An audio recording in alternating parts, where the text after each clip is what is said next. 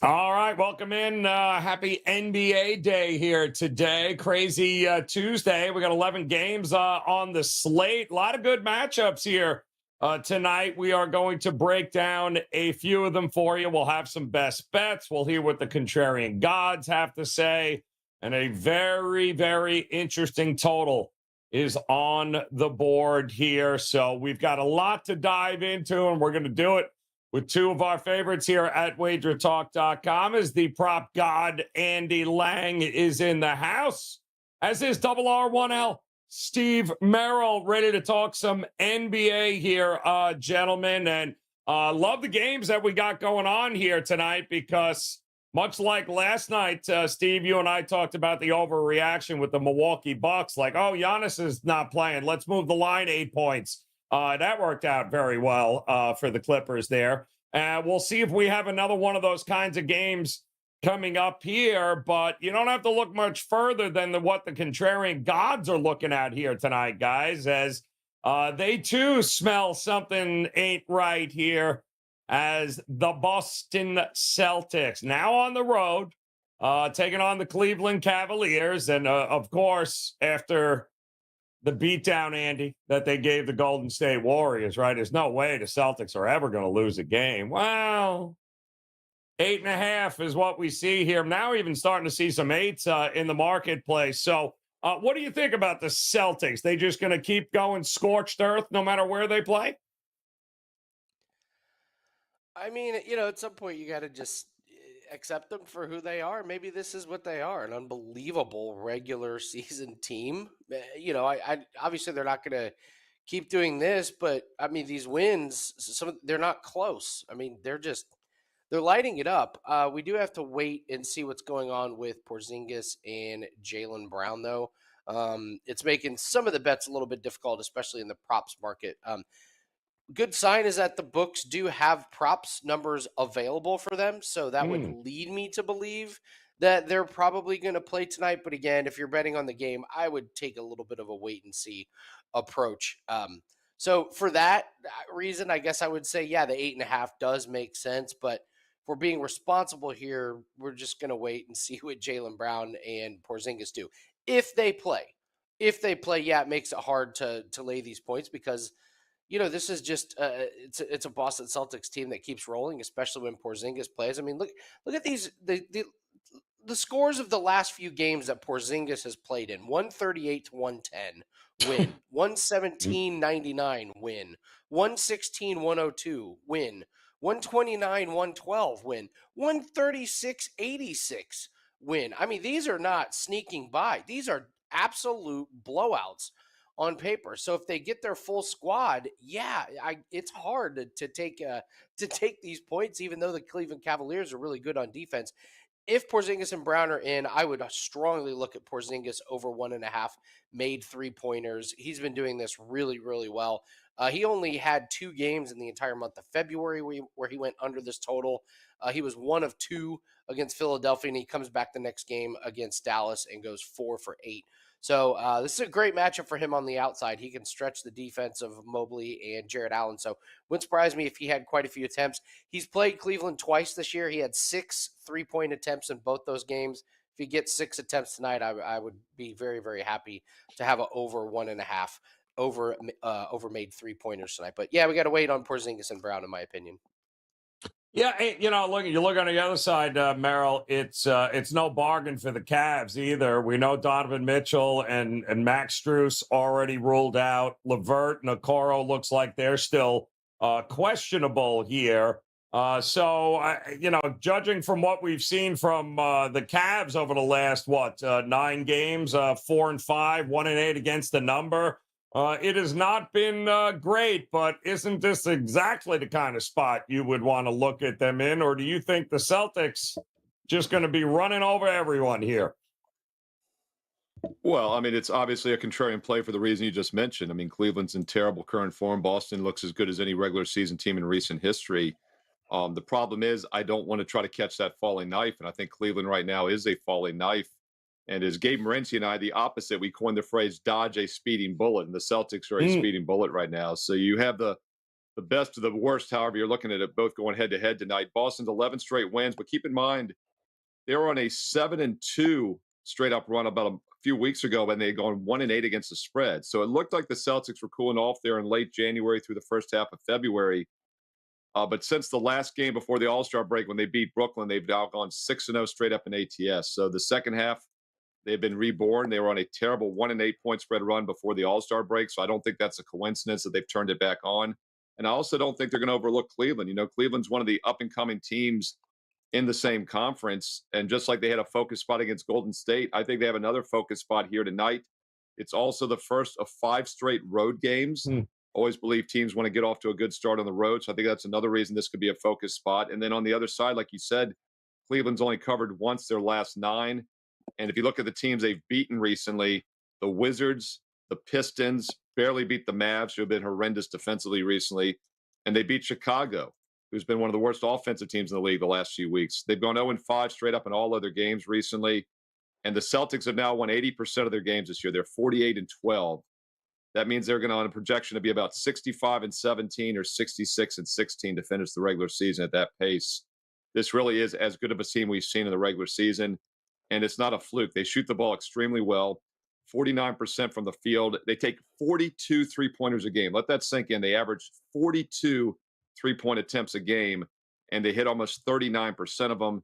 They hit over 81% from the line, which is also very important because it's really hard for teams to catch up by fouling down the stretch. When you have an 8-point spread like this, that comes into play as well. And then, oh, by the way, Cleveland's given up 38% from 3 this year at home. It's one of the worst 3-point defenses at home of any team this year. So it's Boston or pass for me, even though it's not very contrarian.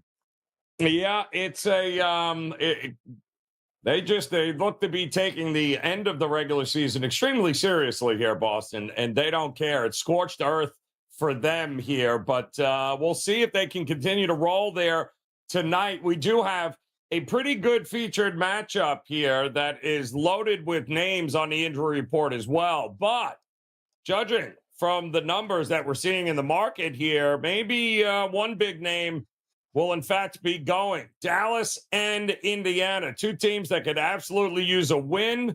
They're hovering around the play-in spot right now. And boy, oh boy, just a game or 2 out of the 6th seed, which would obviously keep them out of any sort of play-in situation. But Doncic, Derek Jones, Maxi Kleber, still questionable. But we're starting to see the market. Well, I'm seeing 5 starting to pop up here with Dallas, and I doubt very much that would be heading that way if the market thought Doncic wasn't playing here, Andy. But you never know. The good news is if you're a Pacers fan, Halliburton's nowhere on this injury report, which is good news. But my goodness, you can't be losing to San Antonio. Like, win a damn game here, Indiana, will you? Who you like in this one? Yeah, some of those games hurt. If you're like me, you have a really nice size ticket on the Pacers over their win total. Now they'll get there. It was my most confident future going into the year.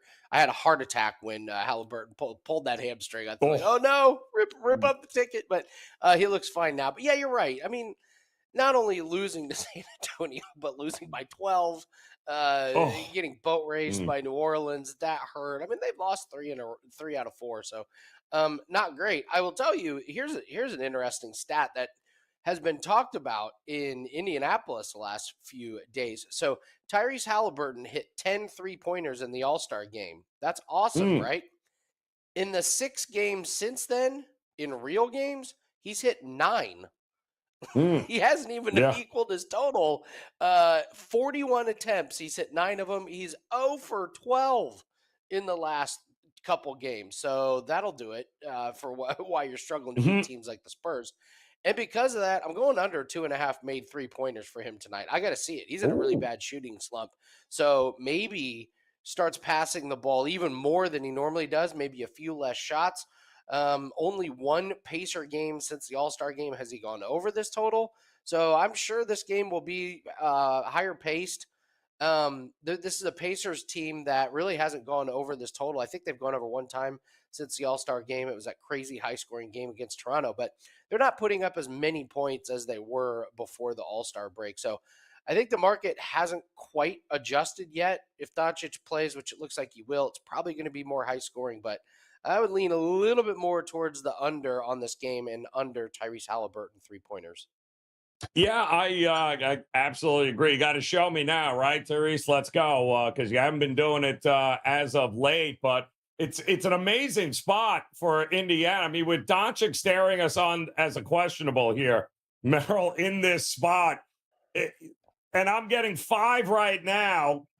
If he's ruled out, I ain't getting 5 anymore. Any particular, if he sits this one out, so. It's an interesting spot given who we see on this injury report. It's also interesting that the total hasn't gone one way or the other. I'm not seeing it up. I'm not seeing it down. I got to believe if Doncic's ruled in, we're probably looking at 250 here, aren't we? Yeah, I did a solo standalone video for this game. So a deep dive, 4 or 5 minute deep dives available here on WagerTalk TV. Be sure to check that out after the show, along with 2 other games I did solo videos for as well. And what I pointed out in the preview of this game is that when I did this a couple hours ago, around 2:00 Eastern, line was 4.5. It had opened 4, gone to 4.5, and Doncic was listed as questionable. Now it's up to -5. He's still listed as questionable, but that definitely is pricing in that he's playing. Otherwise, this line would be much lower. And even though he is questionable on the injury report with an ankle sprain, it doesn't make much sense why he wouldn't play. He just put up his 13th triple-double of the season on Sunday. So obviously he was pretty healthy in that game. So unless he got hurt walking to the locker room afterwards or going to his car yesterday, I don't know why he wouldn't be playing tonight. This is also an important game for Dallas because, as Andy said, they're catching Indiana in a bit of a slump. And I was on the Pacers Sunday against San Antonio laying the 6.5. And whenever a team fails and vastly underperforms in what I thought was a good situation, that's a huge red flag for me. So I'm in no hurry to jump on Indiana. And as Andy also pointed out, Halliburton has really struggled since the All-Star break. And it's not misleading. I mean, this is a guy that's not shooting the ball well at all. He had no points in 23 minutes against the Pelicans 2 games ago on Friday. And he only had 12 points against a terrible defensive team in the Spurs. His shooting, he is 4 for 23 from the field the last 2 games, including 0 for 12 from 3-point range. And now they're on the road once again. So I don't see things getting any better. And keep in mind, the All-Star game, of course, was in Indianapolis, and he had a good game, as you mentioned. It was a spotlight game. This is a definite hangover. And to put it in perspective, this is a guy that's averaging over 20 points a game this year. He's averaged just 9.5 his last 4 games. He's the NBA assist leader, and we saw how much weaker this team was when he was out about a month ago. And a lot of it has to do with the assist. Well, even though he's not scoring, you're thinking, well, he's passing the ball, he's getting assists. He's averaging 11.5 per game this year, number 1 in the league. He's had 8 assists or less in 3 of his last 4 games since the All-Star break. So he's just in a slump. He's not playing well. And this is a big revenge spot for Dallas. Just a week and a half ago, they lost by 22 at Indianapolis. And they also have lost 4 of their last 5 overall, which started with that loss against Indiana. Focus spot for Dallas. I think Doncic probably does play tonight. And if he does, I like Dallas -5.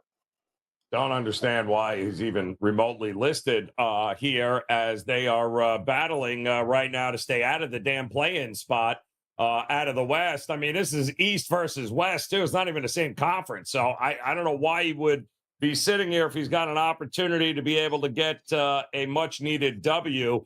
But, again, if he doesn't go, these numbers are going to change drastically. So keep an eye on that report prior to the opening tip there. We do also have an interesting game in our overtime segment here, one that would focus on the lowest total on the board here tonight. A total, in fact, that is getting scary low. 207 right now is what we're seeing here with Charlotte and Orlando. And listen, I get it. Orlando, one of the better defensive teams, not exactly a great shooting team. And Charlotte has been a covering machine as of late here.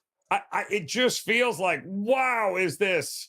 We're getting lower and lower here, Andy, as we get, further away from the All-Star break here. It's been an under paradise for the last couple of weeks here. And now 207, and I don't see Memphis in this game or Portland. Like, what the hell is going on here, Andy? Yeah, Brooklyn's been a good part of some of those unders. It's tough to make the case for the over, but I will. The last 10 games of Magic, second slowest pace, Hornets, ninth slowest pace. But the last 10 games, the Orlando has a fourth best offensive rating. So not a lot of possessions, but they're being efficient with them. And the last 4 games for Charlotte have gone over this total. So we look at, these games. Toronto, that final score was 111-106. Philadelphia, that final score is 121-114. They barely get over against Milwaukee, 111-99. So they can get in some of these games. Their defense is really, truly bad. And like you said, they've been covering machines, losing, but covering here.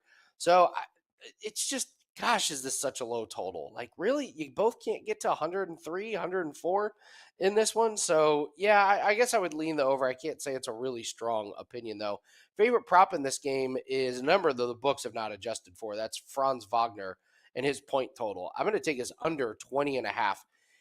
His shot attempts are way down, and he's gone under in 5 out of 6 games. He's only been taking 11 to 12 shots in those games. The one game he went over, he was 8 of 11 from the field. So Orlando doesn't play with a lot of pace. They're averaging 110 points per game in the last 7 games. So this just feels like a really big number to ask Wagner to get to when his shot attempts the last 5 games are way down. So in order for him to get over, his shot attempts are going to have to go up, and I'm not sure there's enough shot attempts on this team night in, night out. So give me Wagner under 20.5 points. All right, Faden Wagner there on the points market here. Merrill, we said it a lot here, it feels like, over the last couple of weeks. A number this low is low for a reason. And the Hornets actually have been covering a ton of games because they've actually made the effort to play some damn defense, and they're actually pretty good at it. But it's not like Orlando's going to be able to take advantage of any sort of bombs away 3-point shot. So I get the number low, but is it too low in your opinion here? Yeah, I mean, Orlando's playing really good D. Their last 5 games, they've gone, of course, 4-1 straight up, but all 5 have stayed under. They've allowed just 43% shooting, less than 100 points on average. So that's why we see such a low total for several weeks now, last week and this week, including yesterday's show that you and I did, Joe. I keep saying that the lowest totals go under, the highest totals go over. The problem is, I don't know if we can any longer say this is a low total because we've, like you said, we've seen one almost every night over the past week now, including last night. That Brooklyn game opened as high as 213, went down to 206.5, and guess what? It landed 208. Last week I did the show with, what was it, Memphis? It was a Minnesota game. I think it was Memphis they were playing. 213 to 209. It landed 210 last Friday when I used it here on the show. So it does look like the market and the odds makers are starting to price these correctly. And lo and behold, this one opens 209.5. Now it's 207.5, even 207 now at Caesars. It's starting to drop even more. So I do think maybe the luster is off. And with all those unders after the All-Star break last week, going into after last Tuesday's 10-1 under fest a week ago tonight, it brought it to 29-12, like the first 4 days or so after the All-Star break. So a lot of the undervalue is gone. With that said, I would still only play this game under if you play the total. It is low for a reason. And Andy mentioned how Orlando's been in really good form offensively, but you could also make the devil's advocate argument that they can't play much better offensively and they're due to regress, and they have been playing good D. So I think the under makes sense in this game, and I feel a little bit more comfortable with this under 207.5 than some of those other recent low totals. And by the way, Minnesota had a low total last night against Portland.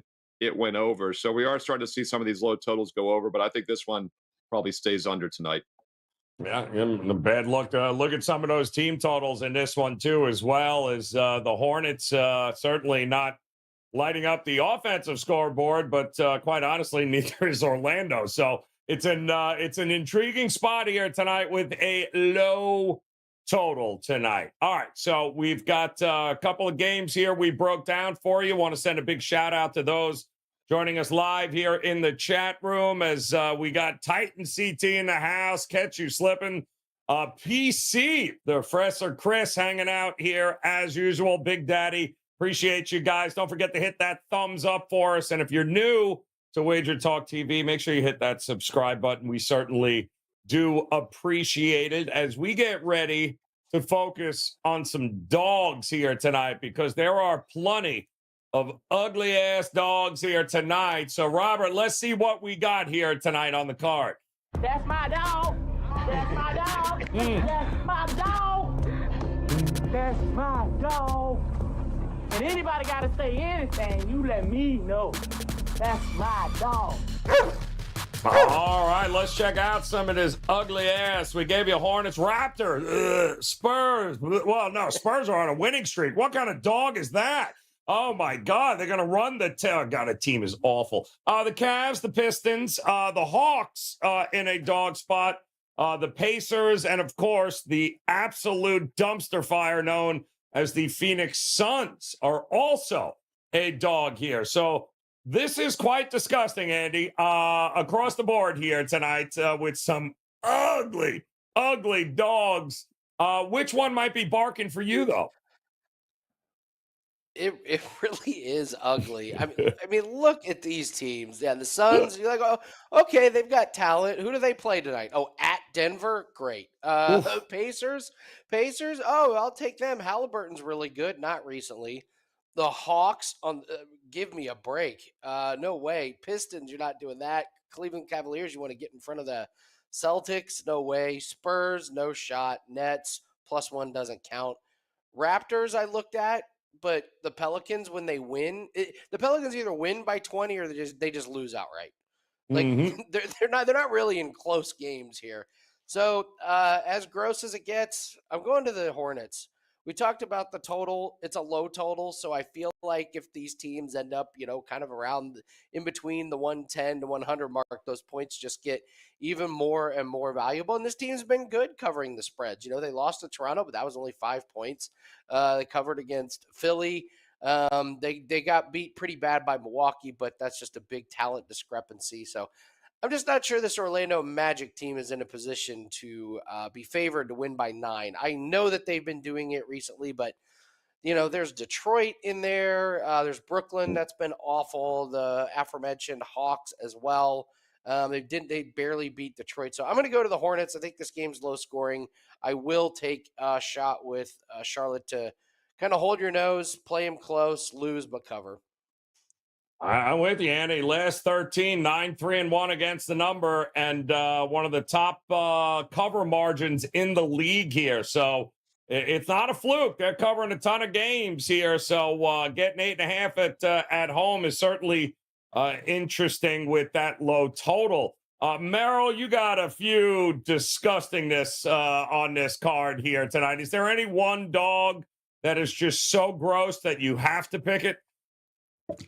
As George Costanza's father said, I got a lot of problem with you peoples airing the grievances here ahead of Festivus, months away from Festivus. But I don't really like any of these dogs. By the way, I did 3 solo NBA videos on different games. Check those out. But if I had to choose one, I was actually going to choose the Hornets as well. But Andy already gave a great analysis of that. But I would piggyback onto the Hornets. And Joe, you and I talked about them yesterday because I said, play on team, maybe a non-playoff play on team was Charlotte, who I thought was still playing hard. And I think Orlando, due to regress a little bit after having the best point spread record for the last couple of seasons in the NBA. So I agree with the Hornets, but I'll throw out a secondary dog as well, and that's the Atlanta Hawks, the worst point spread team in the league this year, and one of the worst point spread teams in history of the NBA. They are getting a little bit better, though, but this isn't a play on the Hawks, and as is often the case with these ugly dogs, we're not playing on the dog. By the way, Atlanta 19-41 against the spread. I think they're 8-6 their last 14, and they're still 19-41 for the season. But it's more of a play against the Knicks. And I did a standalone video for this Knicks-Hawks game, 4 or 5 minute breakdown. Check that out. I use a free play on the total in that game on WagerTalk TV. But I also think the Hawks are a live dog here. And it's just a fate of the Knicks. They are battered. They've been without Julius Randle for a while now. I think he's vastly overrated, as you know. And Anunoby, though, being out is a big blow. In fact, in his limited minutes on off the court this year, the Knicks are 24 points worse per 100 possessions, offense, defensively combined. He's good at both ends of the court. So that's been a huge blow for him. But the biggest blow is a guy that's on the injury report tonight listed as questionable, and that's Jalen Brunson. I say it all the time. I think he's the most underrated superstar in the NBA today. And he's having a monster season, career high in points, assists, 40% from three-point range. He's questionable. He left the Cleveland game very early the other night. I meant to mention this. We were talking about how bad Cleveland's been. The Knicks won that game. I think that's a textbook example, though, of a team stepping up when shorthanded, the other team overlooking them. I don't think that's going to be the case from the Hawks, who need every win possible. Brunson is questionable, a lot of uncertainty, but even if he plays, I don't think he's 100% tonight. And he's another guy that's huge. We talked about Anthony Edwards yesterday for Minnesota as one of the biggest on-off court ratings offensively. Well, Brunson's is even higher. This is based on a 48-minute basis, every 100 possessions. The Knicks are almost 12 points weaker offensively when he's off the court per 100 possessions.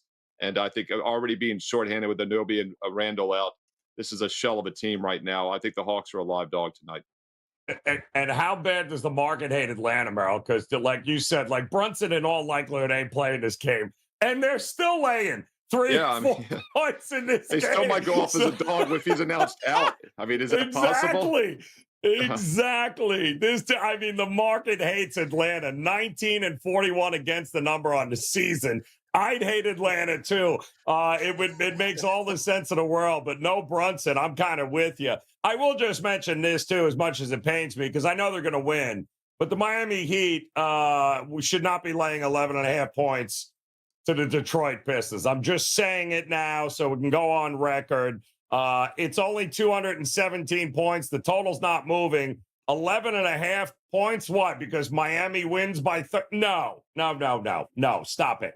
And they've been pretty good, like Charlotte, in cashing tickets for us here over the last couple of weeks. So it looks like those two teams have figured some things out here. All right. So that leaves us best bets here, guys, on this card here tonight. So we got 11 games, I believe, in total. We got rid of some disgustingness here as far as the dogs go. Just nine games. 9. I'm sorry. 9. It's not that great of a Super Tuesday. It's close, though. We got 9. Yeah, it was terrible. I'm. You know what it is? I have the Clippers and Rockets posted here, but that's tomorrow night, just because I couldn't wait to see what Robert did when everyone picked the Clippers. Joe's making his own NBA schedule. I have it right on an upcoming game. I got that one circled, but that's tomorrow. So, but all right, 9 games here tonight, which means plenty of opportunities to find an edge or two here. So let's do it. We'll throw 60 seconds on the clock. Andy, we'll start with you here, my man. Where might you be looking for a best bet here tonight? I'm going to go with a player prop, and I'm going to take the under on a guy whose shot attempts have just really fallen off a cliff, and that is Buddy Hield of the Philadelphia 76ers. So we look at what happens when he joins the Philadelphia 76ers. He has 21, 16, 13, 15, and 15 shot attempts. And then he goes down to 9, 13, 8, 11, and 11. So I'm going to take his under 14.5 points. He's just not getting there with that few of shot attempts. He's taking a lot of three-pointers, but 3 of 8, 3 of 8, 2 of 7. So not great. He's gone under this in 5 straight games. I expect him to go under again just due to low volume. I encourage everyone to check out my profile page at WagerTalk.com. There's a 4% golf best bet up. We've got a stacked field at the Arnold Palmer Invitational. That bet is available on every book, domestics, non-domestics. It comes with a 3% play attached, my biggest golf card of the year so far. Oh, I kind of love that, man. Opportunity presenting itself here. Pretty good tournament coming up this weekend, Andy, for sure. So we've got one best bet in the books here, which leaves us RR1L, Steve Merrill. He may have a prop or two, or he just might be getting ready for his William and Mary game coming up here. Either way, we're going to give you 60 seconds to give us a best bet here, Merrill. So which way you looking? Joe adding CAA games as we speak, too. That tournament begins on Friday, and Adam Trigger and I did a CAA tournament preview. Check that out here on Wager Talk TV. Also, I've got a free college play tonight and 2 best bets in college, a 2-for-1 Tuesday special, plus a 3rd game for free for everyone. Check that out now on my page, SteveMerrillWagerTalk.com. Cashed our best bet last night with the Lakers. We are number 1 all-time college and pro basketball sides combined at Wager Talk, up over 180 units of profit. 2 best bets tonight in the bonus free college play on my page, SteveMerrillWagerTalk.com. Also did 3 standalone solo videos here in the NBA, so 3 additional NBA plays for free here on Wager Talk TV. A 4th game I'm going to give you right now is New Orleans minus the 9.5 points. Pelicans are playing great basketball, one of the best, if not the best, defensive teams in the league right now. And Toronto is a train wreck. They cannot beat good teams. They beat up on bad teams only. Focus spot for New Orleans as they've been off for the last 3 days and nights. Really like this setup, the beginning of a 3-game road trip. Pelicans are a play-on team. Lay the 9.5 tonight across the border. Can't argue with that either. Toronto is Yes. All right, there you go here, guys. We've got plenty of games here. 9, according to Steve Merrill's abacus, that we should be concentrating on everybody here else's NBA tonight. schedule except yours, Joe. Exactly. I got everything. So it's not mine. I got a few more games listed on. They may not take place tonight, but I got them ready to go. Can I lay up Just points think about how tonight? much ahead of the game tomorrow I'm going to be here. See, I'm already breaking it down for you. My goodness. Don't forget, guys, you can get as much as you need here. Best bets across the board on all sports available over at WagerTalk.com. You just heard Andy tell you he's locked, loaded, ready to go. Bay Hill Classic, Arnold Palmer. Great opportunity to partner up with him as well as Steve Merrill here. College basketball madness is upon us here. The NBA starting to get good here, guys. No reason not to partner up with these guys. Visit them over at WagerTalk.com. Don't forget to hit that like button and subscribe button. Make plans to come back tomorrow as we'll break down a schedule that I'm already prepared for. I'm not sure about Merrill, but I know those games coming up here tomorrow, and we hope to see you then again. So on behalf of Andy and Steve and to all of you who joined us live here today in the chat room, guys, we appreciate it. We will never talk about what the Chicago Bulls did last night. We will not ever bring that up, ever. Chicago Bulls, hell of a fourth quarter. As they screwed everyone over in the chat room yesterday, Steve Merrill, against Sacramento. But we'll let that be. In the meantime, best of luck with the plays tonight. We'll see you again tomorrow, and good luck.